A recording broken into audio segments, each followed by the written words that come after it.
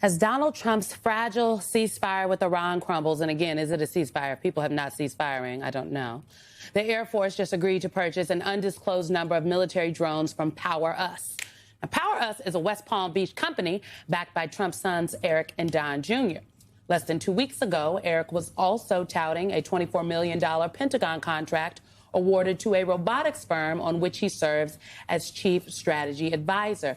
It's giving grift. It's giving let them eat cake. It's giving we're going to run the tables on everything we can, grab it all up.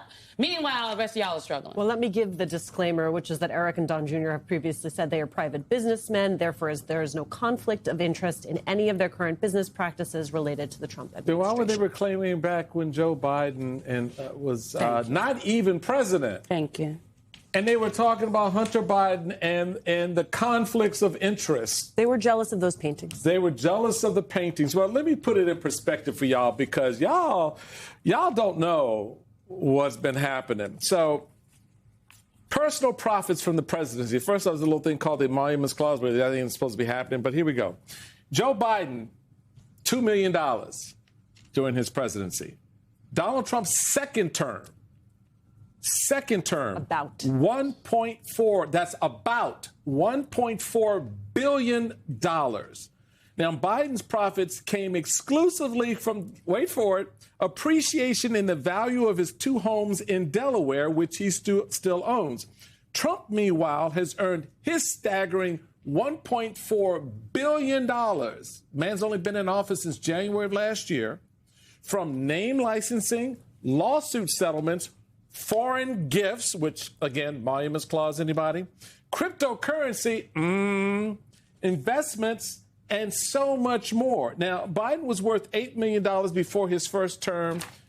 Before he won in 2024, Trump's estimated net worth was around $2.3 to $2.6 billion. We spend a lot of time on this show and others talking about the grift. I think what is particular about this case, Simone, is the fact that we are now in a war, which means there is a war economy. We have spoken a lot in the last 2 hours about who is hurt most.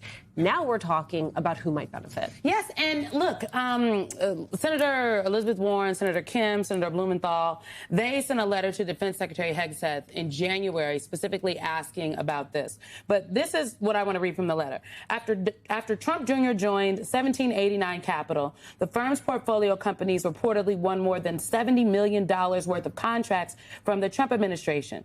A separate Trump Jr. affiliated company received $12.8 million DoD contract last year, and another 1789 Capital-backed startup reportedly received DoD's Office of Strategic Capital's largest loan ever at $620 million.